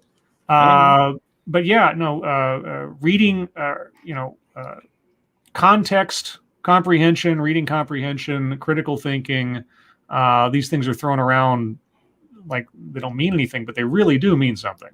Read what is being said, listen to what is being said. This is, in whatever small way I try, is what I promote in the TEDx's and things. It's like, listen to what is being said, actually ask questions about what words are being used, and also think about what words aren't being used, right? Is there an argument that makes sense? Is there something that's not being said? Is something being taken out of context? Is no context being provided? So I hope more people start doing that in the everyday. And obviously, Satsu and I, we read this stuff every night. Not everybody spends their time reading stories from CNN or Fox News or Yahoo News every night. Thank God. Yeah, well, thank goodness for that. I'm surprised my sanity is as intact as it is. But in the things that matter to people who are going to get passionate about something, I would hope, and maybe it's a futile hope. I hope that if somebody says something, before you jump and react to it and believe it to be true, no matter what, at least stop and say, how, why, where, who benefits from this? Is that actually true? What's the full quote? What was said in the paragraph before that thing, and what was said in the paragraph after that? That kind of stuff. So yeah, and like I said before, unfortunately, the solution is for people to actively want the truth and not just validate whatever bullshit it is they're trying to, push. Right. Yeah. That's the other part too, is trying to overcome. If you've dedicated your sense of identity or your tribe or your sense of righteousness around a particular idea or ideology, that if any question were to come up that would put doubt into the integrity of that, would suddenly then affect your sense of your own self and damage your ego. That's for anybody. That's a tough thing to get past. Mm-hmm. But if you're not even willing to accept the possibility that you may be wrong, then you're already lost. Right. Thank you, Frosted Glass. Have you tried making a bingo card, Satsu? A bingo card? I mean, really, like bingo card? No, if you did on the cooking stuff, weren't you? Did you already? Or weren't you going to do like some kitchen nightmare commentaries or something? Yeah, I thought about doing some stuff like that. Yeah, I mean, imagine having a bingo card for a Gordon Ramsay kitchen nightmare thing. Like, okay, we have, rotten food in the refrigerator, just a bingo card of all the things that you can expect to have happen on a Kitchen Nightmares episode. I could probably pull something like that off. No, Satsu, it's not that you could. You can. Yes, I can. Say it with me. Yes, I can. Yes, I can. Come on, like a choo-choo train. Yes, I can. Yes, I can. I could probably do it. Oh, God damn it, man. All right. Never mind. Okay, well, my career as a self-help coach just went in the toilet. Let's see. So that's what you've been up to on the YouTubes? Yeah, working on the Culinary Appreciation Month stuff. And like I said, I'm going to give that a whirl and just kind of see how it goes. All right. Let's see. As for myself, well, today was, as I mentioned before, TED Excellence Day. And those of you that joined me for the wonderment that was why we need a culture of vaginas. Did you see the thumbnail I made up for that episode? No. It was like one of the few things I didn't get a notification of. So it took me a while this morning. I needed to come up with something clever. I won't go through the whole story, but the thumbnail reads, "Leave it to Beaver." Leave it. Oh. It took a second. Yeah, it took a little bit. That was a slow traveling bullet to hit its mark. So yeah, we did culture of vaginas, and I forget who was. Somebody in the chat earlier said this might be the funniest TED Excellence ever, or at least the one that made me laugh the most. It may be. It may be. Spudgun says, "Strive, don't spoil it totally. I haven't seen it." Okay, I won't say too much, but the opening salvos, I'm not giving away too much here, but the opening salvos of the speaker, I honestly thought it was so ridiculously on the nose and hit so many just stereotypical points on a TEDx that for the first couple of minutes, I was like, I'm not sure this isn't a performance art piece that someone snuck onto a TEDx stage. like a fake I did one time on my channel. I imagined what would be the most ridiculous TEDx topic and then tried to make a legitimately TEDx sounding presentation around it. I honestly thought that that's what that was at the beginning.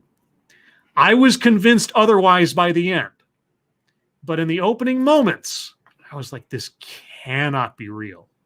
But yeah, no, I think as far as like just intentional or unintentional puns on behalf of the speaker, and the amount of times that I laughed or just lost it might be just the funniest, if not unintentionally funniest, TEDx that I've listened to in quite a while. And yes, it was the first time that I can recall that I played the WTF clip not on behalf of something the speaker said. I won't give it away, but you'll just have to wait for it. Anyway, so that happened. Yeah, tomorrow night, Friday night, more likely than not, just on the basis of things, I will not be here. Sister Scribe was saying she was feeling better today, so if she's better tomorrow, then we'll be going and doing our plans like we planned. Sunday, I'll be doing the second part of looking at that panel discussion from the DEI career professionals, again, with the futile hope that they might actually tell us what they do for a living. You know, heaven forfend if they actually did. But with that, hey, Satsu. Yo. I got a surprise for you. Oh, God. I mean, what is it, friend?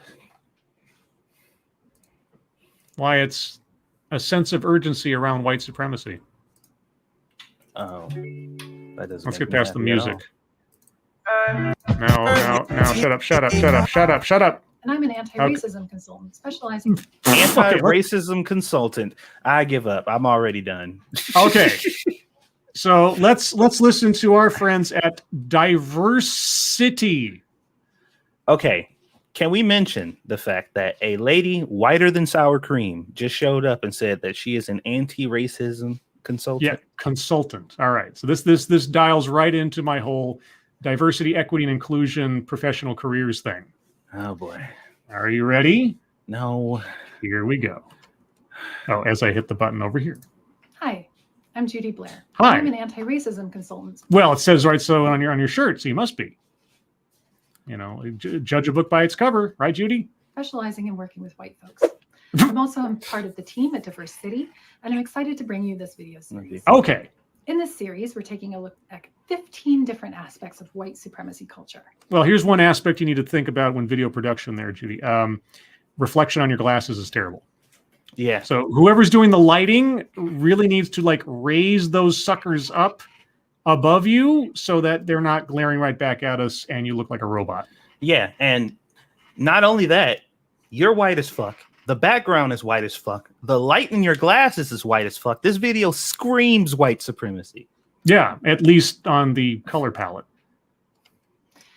Now, when we talk about white supremacy in this context. In this context. Oh, okay. In this context. Okay. Okay. What do you mean by white supremacy in this, which context? We're not talking about white supremacists or Proud Boys or white nationalists. Oh, yes. All those white supremacist Proud Boys led by wasn't the leader of the Proud Boys like some like Mexican guy or something, or some Latino guy? Yeah, something like that. Yeah. Also, yeah, don't tell Yosef that he's a member of a white supremacist organization. He might not like that. We are talking about white supremacy as the idea that whiteness is the default. You mean the viewpoint that's almost exclusively held by people like you? Yeah. Okay. So we're not talking about white supremacists. So you mean the people who actually believe white people are the default? We're talking about white supremacy, the idea that white people are the default, and who possesses ideas? Right, people. So you are talking about white supremacists. Who are the white supremacists? Oh, never. I was about to say, presumably, it's people who believe that, which, oddly enough, is her. She believes this, but I guess she doesn't count. Yeah, the more often than not, whenever I hear about the reality of white people possessing advantages inherently over others, it's coming from somebody telling me that racism is bad. Yep. It's the ideal in our culture. The 15 aspects that we're discussing in this video series. 15?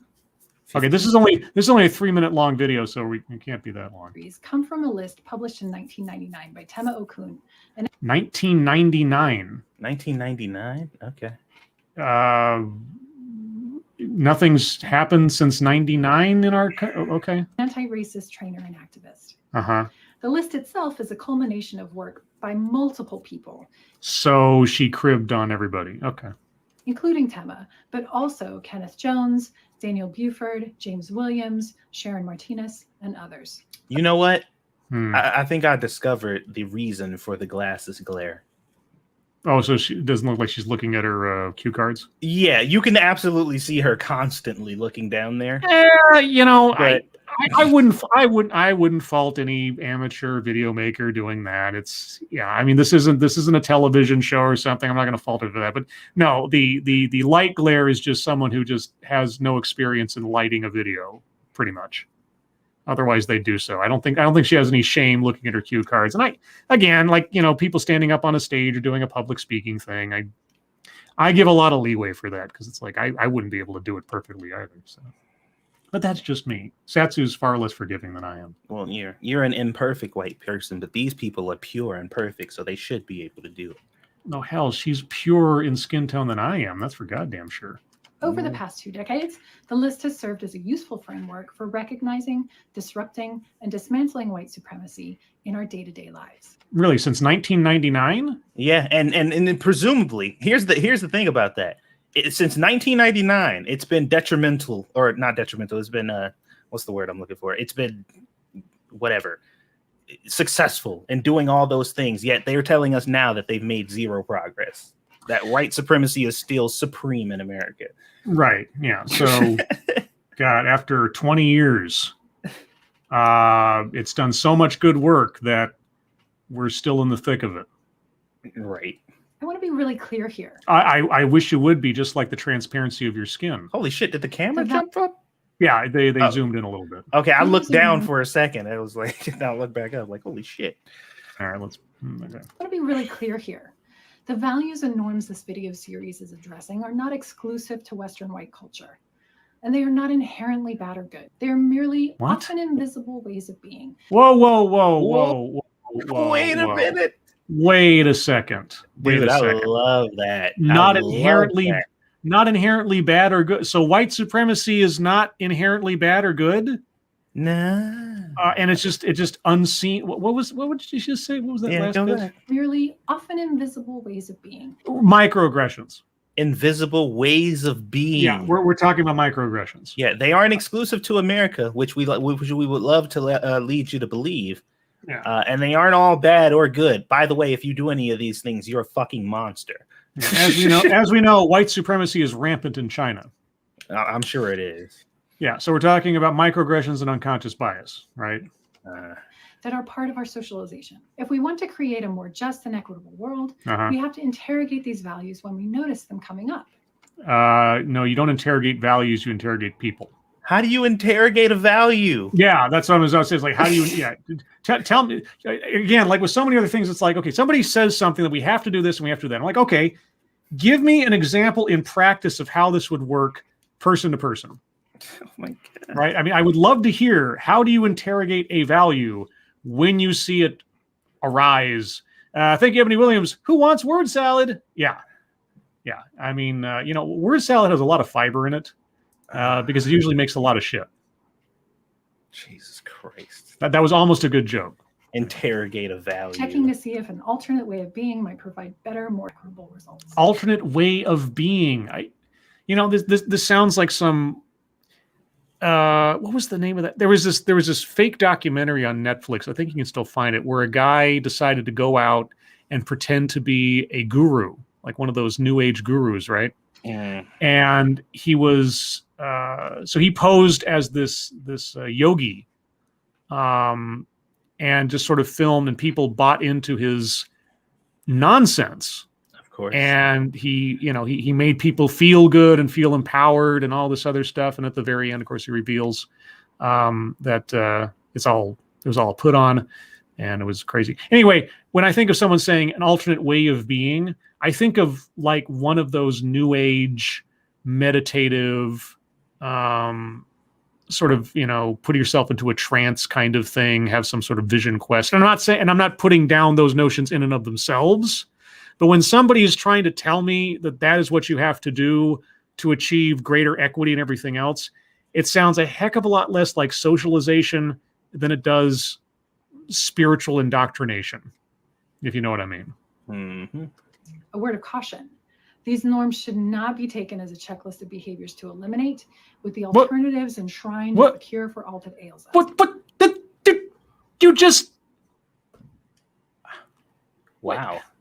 Okay, so white supremacy is inherently bad, and it should be challenged, but the challenges you would put up to white supremacy aren't necessarily the cure to white supremacy, which in itself doesn't necessarily need to be challenged.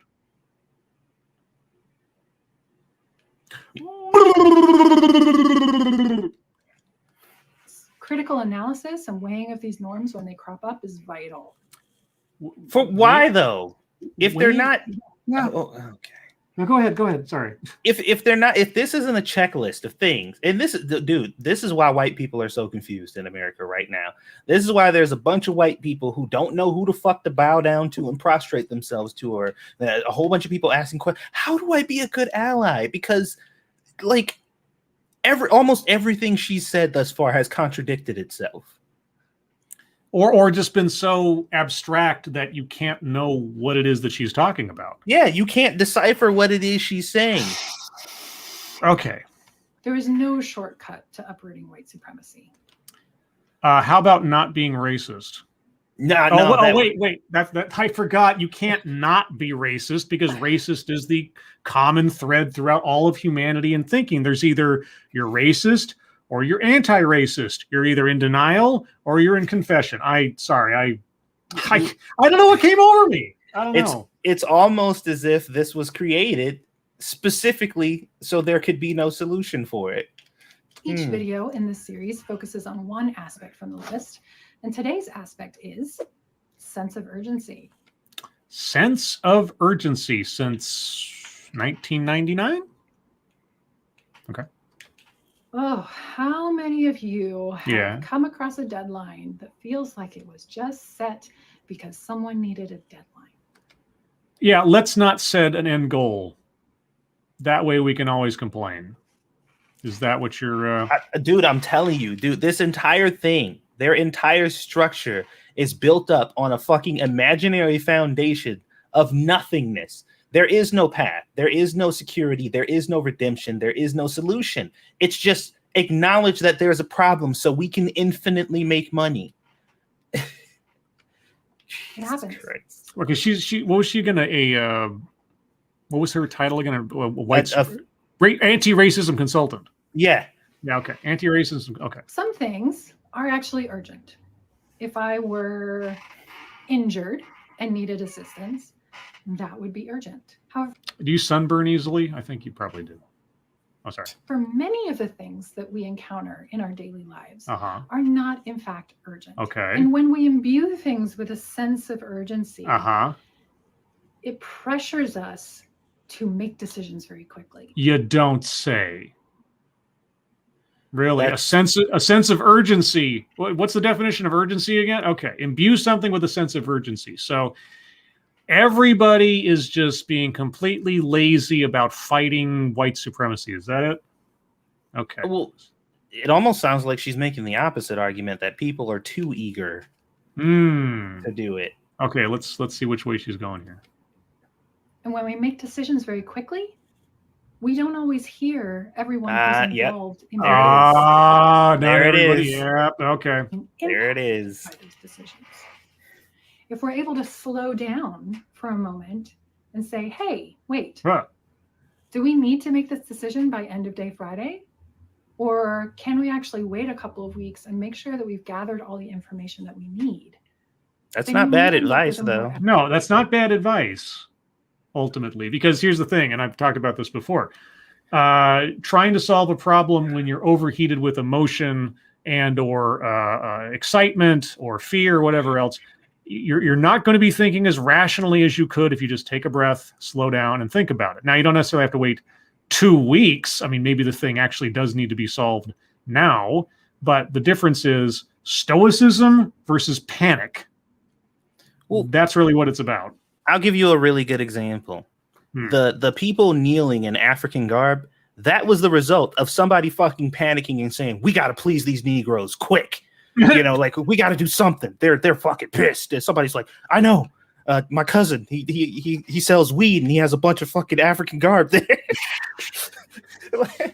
I'll get it real quick and we'll all kneel for him and that'll make him feel better. Yeah, that was a rushed decision. Nobody sat down and logically thought about that. Okay, so what does taking your time to work on a problem have to do with anti-racism work? Equitable decision. An equitable decision? Equitable decision. Look, you would have to define for me what the problem is, because usually it's like, there's a problem, we need to fix it. It's not so much about being equitable, it's about solving the problem. But of course, you have to define what the problem is first. Because if you have a solution, but have not described the problem, which is something we encounter on TEDx all the time, you really are not talking about anything. Challenge you to look for a sense of urgency. Call it a false urgency. And just... So get panicked artificially. Over what? What am I supposed to instill in myself panic over? Take a second when you see it and ask, is this really urgent? Is this deadline real? Do we need to slow down? What does this have to do with anything? Will we be better off if we slow down? What about what? I challenge you to ask folks to slow down. What? Thanks. What? Over what does that have to do with anything you spoke about before you introduced the subject? Okay, so let me see if because I'm pretty good at interpreting these things. Yes, you are. You go ahead. You go ahead.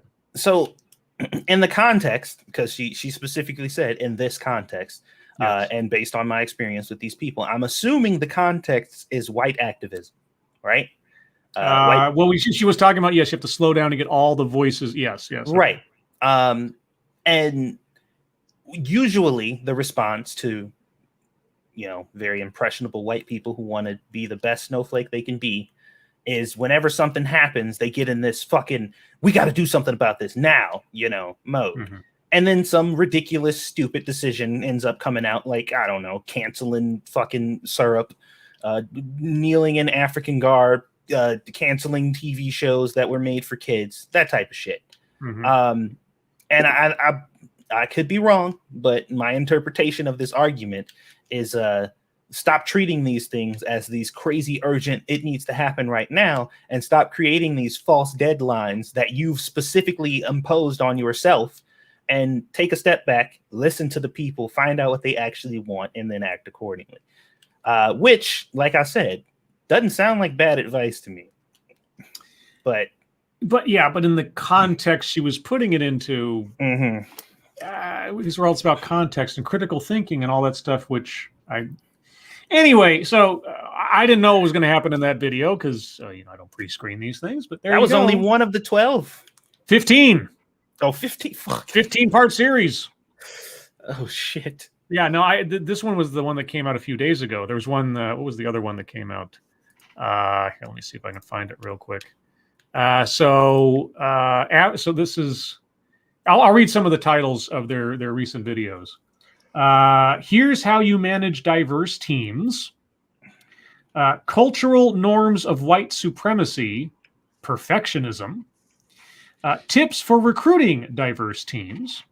And then the one that happened after this one the day ago is stop asking your underrepresented candidates these terrible interview questions. Ooh, we might have to do that one next week.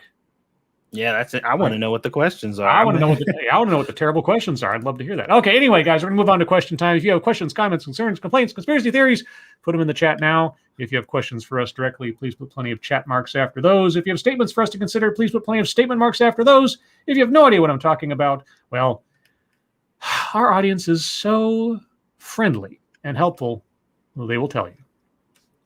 Let's see. What else is going on? Avocado says, Satsu, you have already given this more thought than she did. Yes. That's why we're here, to be a flash drive process of thinking about things that nobody else thought about.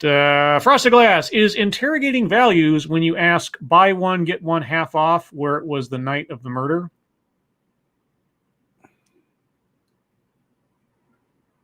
What? When you ask buy one, get one half off where it was the night of the murder. BOGO? I don't know. Okay. That is either so beyond my reference or I'm just so dense I don't get that one.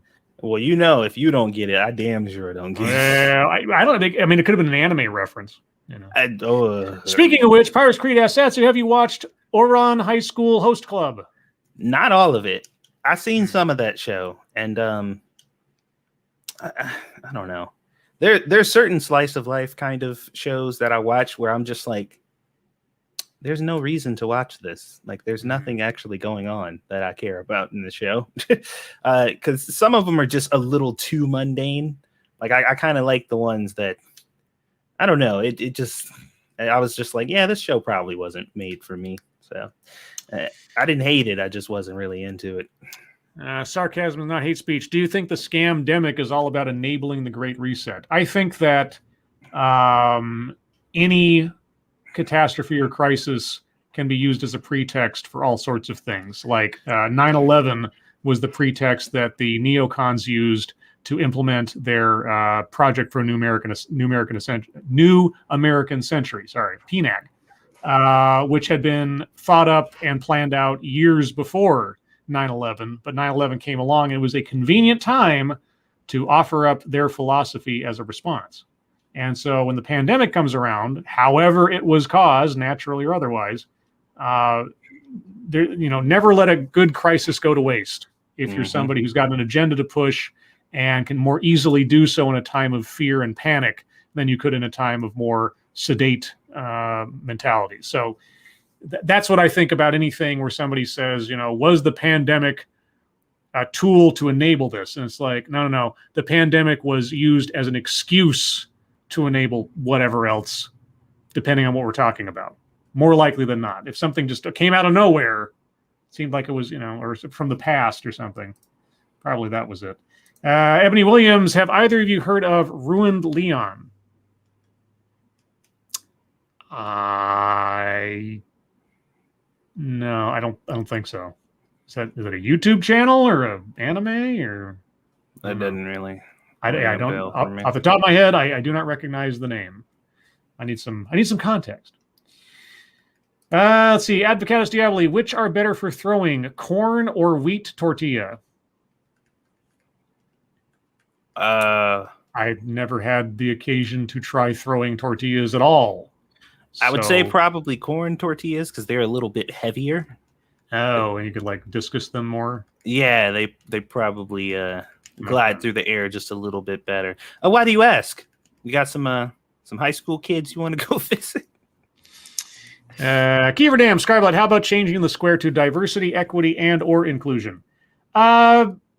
It's kind of a generalized thing. The concepts are so intertwined now that I pretty much accept any one of the words or combination thereof because they're used so interchangeably these days. So the and or, it doesn't have to be the exact phrase. All right, it doesn't have to be. They don't have to say diversity, equity, and inclusion. They just have to say diversity or equity or inclusion. Either one combined, two or the three. So I think it's fairly economical. Brigid. As someone who grew up in an actual and successful multi-ethnic neighborhood, stopping racism is actually easy. Did you know that you don't need fancy theory for it? Well, you could have fooled me by everybody telling me stuff. Like the guy with the hat at the critical race theory panel I did, where he's talking to somebody who says, yeah, well, I don't see race, or I don't see color. And he says, yeah, what color is my hat? It's white. Oh, so you don't see color, huh? And he was in his head like, got him. Yeah, it's like gotcha, bitch. Yeah, he was on it, man. And and the thing I always ask is like, okay, colorblind might be not the best phrase to come up with, right? But setting that aside, the value behind it, the principle behind it. In a perfect world, how would you want people to assess each other on the basis of race? And if the answer is they shouldn't, well, then why isn't the idea of not having color as an assessment factor one to another a bad one? That's always my thing. Like, what would you prefer to have happen? I mean, if racism disappeared tomorrow, what would that look like in interpersonal interactions? I mean, and is that not what we want ultimately as a civilized society? Well, I mean, the simple answer is no. That isn't what they want. I know. And that's the only reason they would make that argument, because, you know, the only reason to continue to acknowledge race, as far as they're concerned, when it comes to fighting against it or whatever, is during the fight. Obviously, you have to notice that there are differences in people or whatever to notice who's being disparaged and who's not under a system that's actually disparaging people. But presumably, once you've reached that goal, like once you've done that, there is no need for it anymore. And the people who are doing this knows that, which is why they're saying, no, there's always a need for it. We will always need to do it, because as long as we do, then racism can still flourish. Mm-hmm. Because the moment you stop, the moment you get everybody to universally stop doing it, that's the only way that racism could actually disappear. And they don't want that shit at all. They don't want it. Tack Alpaca, have you ever wondered how boring July 4th, 1775 must have been? Yes. No, actually, I haven't thought about that at all. Spudgun, Scribe Light Satsu 2 cents, film 1984, the 1984 version, or V for Vendetta? As far as which is a better movie? Or, I mean, I've seen both. They're completely different movies. I guess just for mostly the content and the ideas therein, probably the 1984. I mean, I liked V for Vendetta, but as far as like actual filmmaking goes, 1984 is probably a better piece of cinema. If that's what you're asking. Satsu, have you seen either one of those movies? I think I've seen V for Vendetta, but I don't think I've ever watched 1984. All right. Scribe Light, buy one, get one is a good value deal. Where were you the night of the murder, Bogo? Get it?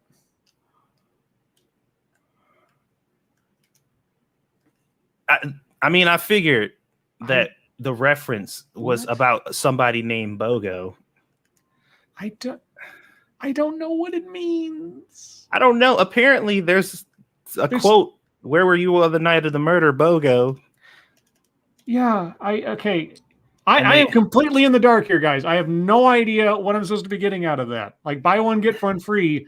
If you're talking about like in my head, when you reference murder, I thought of like a guy goes somewhere to kill someone, just to kill someone, shoots one bullet, hits two people, kills two people, buy one, get one free. That was my morbid interpretation of whatever that meant. I don't know what this is. I have no idea. I don't get it. I don't got it. Unlike my avatar in this instance, I don't got it. I'm trying to interpret, but I can't really. Yeah. Frosted Glass, did you see Matt Christensen cover the tortilla incident where it turns out it wasn't racist at all? Article left out of context. No, I didn't. And okay. Well, if that article led me astray, then I will stand corrected like orthopedic shoes. So I'll have to. Did he do that on a video of his, or did he do that on one of his live streams? Because I don't generally watch his live streams, but I watch his videos. Yeah, just send it to us so we can see. Send us a link or a timestamp or something. Yeah, if we're wrong, we're wrong. You know. Sarcasm is not hate speech. Since the lockdown, I've started to grow my own chilies. Cough, cough. It's a great hobby.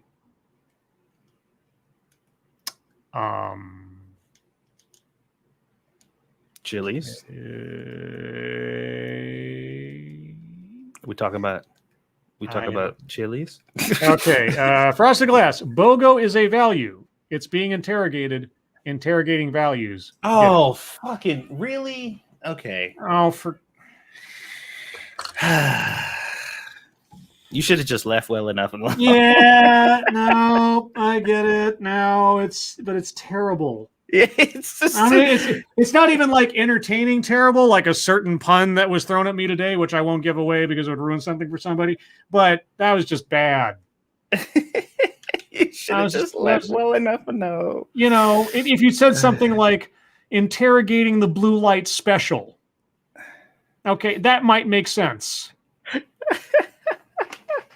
You know, but anyway, or interrogating the 99-cent meal at McDonald's. All right. Anyway, there's no saving that. It's just all bad. Ebony Lanes, what would you tell your 20-year-old self? That buy one get one free is a value. So I'd be prepared for this. What would I tell my how old? 20-year-old self. 20-year-old self? Yeah, well, you know what I tell my 20-year-old self? Buy Bitcoin. Oh, yeah, for sure.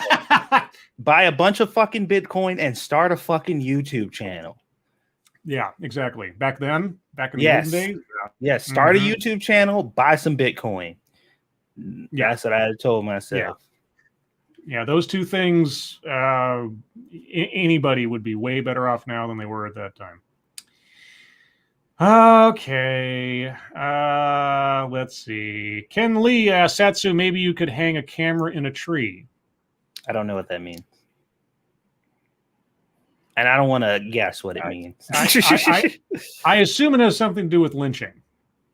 Well, I was going to try to avoid that being the connection that I make, because I'm like, you know what? That's a pretty hefty. I can't though, because being white. I kind of have to toe the party line, so to speak.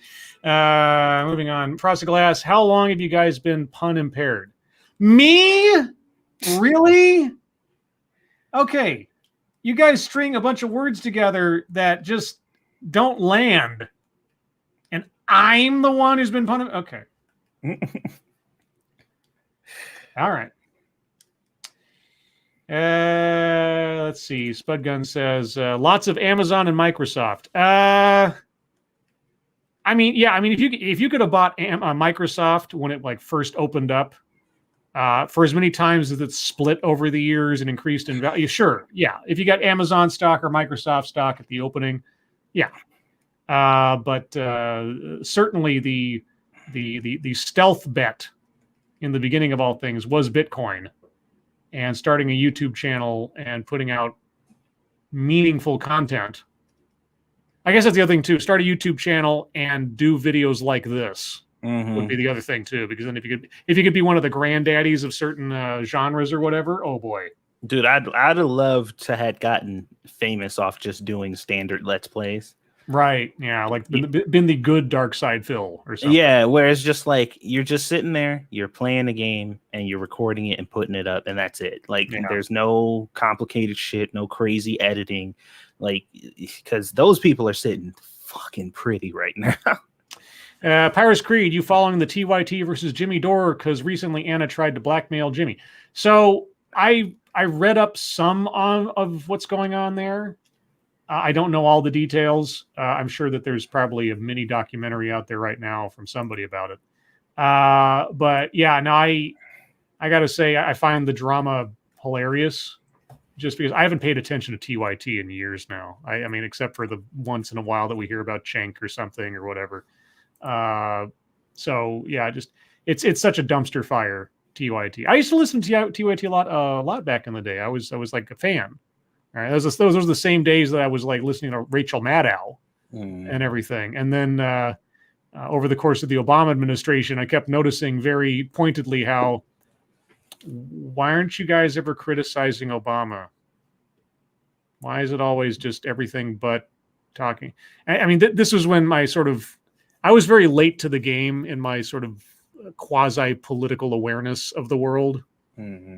So, yeah, but anyway, yeah. So I read up on some quotes and some tweets from Jimmy Dore and Kasparian and everything about it. And gotta say, pretty funny. Drama. For the sake of drama, I suppose.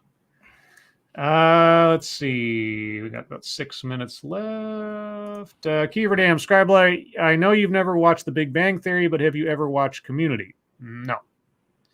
The closest I came to watching The Big Bang, I think I watched one episode at a friend's house once because that's what they were watching. And I remember nothing about it except that none of it was particularly funny to me. Not in the sense it was like offensive or something. It just didn't it felt so forced. So maybe it was a bad episode. I don't know. But yeah, I never watched that, and I never watched Community. The little bit I watched of I thought it was funny in some instances. The Big Bang Theory? Yeah, it was kind of like the ridiculousness of it all because everybody was like a caricature, just like a real kind of, somebody kind of like this, but they're not. Nobody's this fucking bad, Right. Yeah. And it was fairly. It held my attention for a little bit. Ebony Williams, fudge stripes or Oreos? Probably Oreos. Fudge stripes. You don't know fudge stripes? It's not jumping out at me right now. Okay. Let's see. Understatement. Satsu would have been dark skin side fill. I don't think I would have named myself that. I think understatement just threw a tortilla at you. Check your logic. The Jeffersons or the Jetsons? The Jeffersons. Oh, shit. Jefferson's definitely funnier than the Jetsons, just like the Flintstones were funnier than the Jetsons. Yeah, Flintstones is definitely funnier than the Jetsons. But I like the aesthetic better. You like what? The aesthetic of the show. Oh. But which would you prefer, the Jeffersons or the Jetsons? Can I not watch either? You can say I abstain. I abstain. Okay. Data Wasteland, Scribbles, did you know TYT is greater than Anna and Cenk started out with segments like name that camel toe? Yes. Yeah, no, I've seen the compilations of clips and everything from their old shows. And like we talked on air before and several times, if you show me a clip of something somebody said 10, 15 years ago that was edgy or offensive or whatever else, I'm proud, unless it's something very specific or the context really matters, I'm probably going to shrug my shoulders and go, yeah, and people change. Even somebody who today I don't necessarily like all that much, I would still, for the most part, provide a lot of benefit of the doubt for time having passed in a massive fashion over something they said a long time ago. Unless what they said back then aligns with shit they've said today, then I'm like, well, I guess not much has changed. Well, yeah, that's it. I mean, if you can show that they've always had this opinion or they've been promoting this thing forever, like if they say today, I don't believe that anymore, and then you say, well, here's a clip from 10 years ago, and here's a clip from 6 months ago, and you're saying the exact same thing. So if you really not had this opinion, like, oh, so yeah, something like that. Like I say, it all depends on the context. So yeah, seeing all the old edgy TYT stuff back when they were filming out of a broom closet, yeah, it happened. It's funny. The one thing that has been consistent over many years is Cenk's odd comments about bestiality. And yeah, he said some of those things in as recently as a couple of years ago. So it's just like, yeah. Let's see. Lexi Mad says, Cenk using the N-word liberally, Anna slut and fat shaming Lindsay Lohan and Britney, mocking Keira Knightley's lack of boobage. TYT are just better than me. Compilation was excellent. Yeah, I saw that one. And again, most of those clips, not all of them, but most of them were taken from like Anna's pre-nose job days, which is a long time ago. So also, too, you got to remember, Anna's fucking better than you. So well, there's that too. Now, again, it all depends on what the claim is. If they claim like, we've never done blah, blah, okay, well, in that case, yeah, never say never. But if it's just like around here, we don't do this and everything else. Yeah. Opinions change, people mature, formats change. So Yeah, what you said there, Scribe, I think is the only relevant time to bring up something from, like a really long time ago. Yeah, is when somebody's says like, I've never said anything like that. I've always been a paragon of fucking whatever. Right. It's like, oh, okay, well, what about this? Yeah. Yeah. And if anybody ever says they've never done anything terrible or whatever else, you already know you're probably talking to somebody who's not being honest. Yeah. And let's see. Anything else before we wrap up? They're all talking to each other in here. Okay, well, I think. Oh, Hammond Bean just says, Are you doing a Linkara impression by any chance?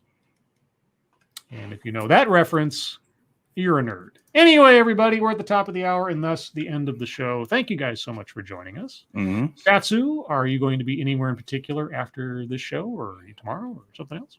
I don't think I got anything going on tonight. I should probably work on my cooking videos that I've been doing just because I kind of stopped that as a whole for some reason.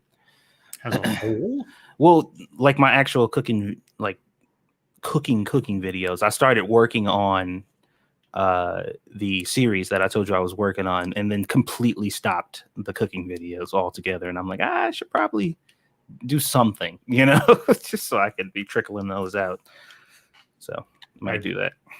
I was trying to make a comment about using whole, but anyway, never mind. Shush. As for myself, I will more likely than not be absent from tomorrow night's show, or at least from a Lords of the Night, or whatever Satsu decides to do. So if I'm not here tomorrow, then I will see you guys on Sunday when I do my part 2 of looking at diversity, equity, and inclusion careers from diversity, equity, and inclusion career professionals, as they tell us about their diversity, equity, and inclusion jobs in abstract and uncertain terms, probably.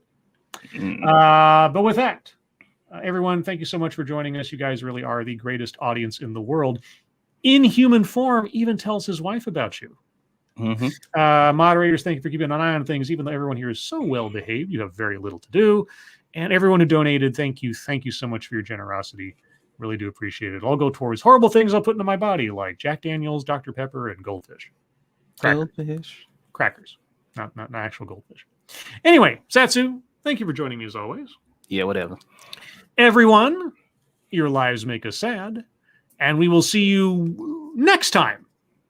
That's more diplomatic than tomorrow because I don't know if I'll be here. On Dragon Ball Z. Next time on Star Trek: The Next Generation. Oh no. Next time on Quantum Leap. Anyway, take out my copy of Screw the Roses, Send Me the Thorns, The Romance and Sexual Sorcery of Sadomasochism. And today's secret word is submissive. Oh? Seems oddly appropriate for the book that I'm reading out of. Are you submissive? Not really. Do you want to be?